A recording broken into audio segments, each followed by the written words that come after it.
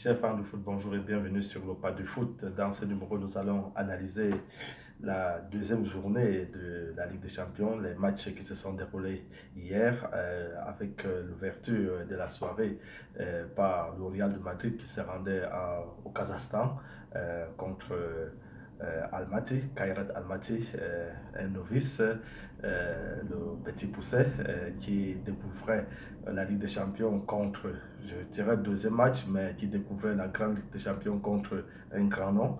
Et le Real a pu assumer son rôle de favori, même si ça n'a pas été facile, même si euh, cette équipe a donné un peu du fil à retordre au Real, puisque la première mi-temps s'est terminée avec un seul but, un but à zéro, et grâce au penalty.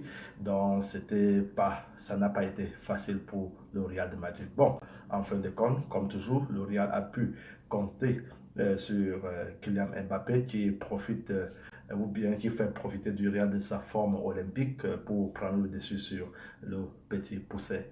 Et peut, qu'est-ce qu'on peut tirer dans ce match comme leçon? Est-ce que c'est un Real retrouvé? Est-ce que c'est un Real, je dirais, après la déroute de samedi contre Atlético? Je dirais que hier aussi, malgré cette victoire, on a vu toujours un Real qui souffre du collectif. Ça va très très vite devant. Ce que j'appellerais un peu la théorie de l'entonnoir et que je ne suis pas tellement fan. Je suis un peu plus je suis fan de la théorie de l'arrosoir. Si nous faisons un peu de l'expérience avec un objet qui fait couler de l'eau, nous nous rendons compte qu'avec l'arrosoir, ça fait passer beaucoup d'eau, mais pas très, un peu lentement, mais sûrement, et que c'est très très difficile de boucher l'arrosoir, alors qu'avec l'entonnoir, ça passe, ça fait passer un courant d'eau très très fort, mais c'est aussi facile de boucher ce courant d'eau.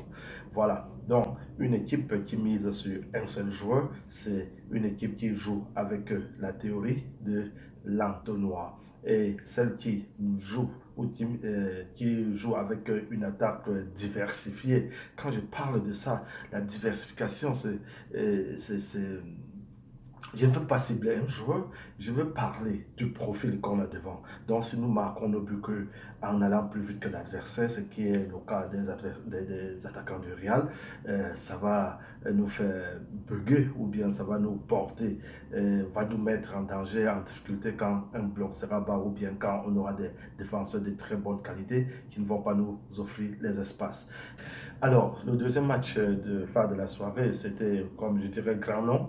Je dirais aussi le Bayern de Munich qui se rendait à Paphos. Bon, aussi euh, un nouveau dans cette compétition. Et pour le Bayern, c'était vraiment très facile. C'était un match d'entraînement. Le Bayern est une équipe qui a une idée de jeu, un concept, et ils ont juste mis ça en pratique et ils se sont amusés. C'était vraiment très facile. Mais par contre, il faut noter le but concédé par le Bayern. C'est seulement un but, mais c'est un peu révélateur dans la mesure où la façon dont ils encaissent, c'est un peu la même chose qui s'est passée dans les années antérieures avec cette défense qui n'est pas très très rassurante. Et donc, euh, au, au, lors des grands matchs ou bien contre des adversaires un peu huppés, cette équipe risque de céder à cause des erreurs un peu évitables. Donc, un peu ça. Bon, donc pour le Bayern, c'était facile, surtout avec Harry Kane qui est en pleine forme. Tout ce qu'il tire, ça passe presque dans les filets et ça fait du bien au Bayern. Et après le quart de la soirée, donc après la désillusion en championnat le week-end, Liverpool a perdu contre Galatasaray. Bon, Galatasaray que je ne sous-estime pas, mais je sais que très souvent, ils font des bruits et à la fin, ils perdent très très souvent. C'est un peu inquiétant pour Liverpool, et dont le grand problème ne serait pas la qualité des jeux. Le grand problème ne serait pas l'effectif peut-être trop riche, non, ou bien trop pauvre, non, c'est un des effectifs les plus complets en Europe. Et ce qui manque à cette équipe, c'est juste un peu la puissance physique en attaque. Il manque de l'impact chez les attaquants.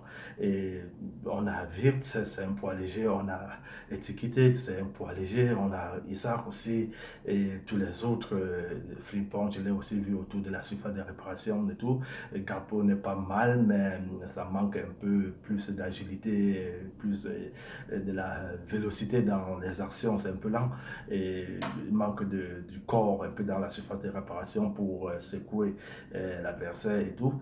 Donc, un peu, c'est ça le grand problème de Liverpool. Car ils se sont créés pas mal d'occasions, mais ils n'ont pas été vraiment impactants pour mettre en difficulté le gardien de Galatasaray.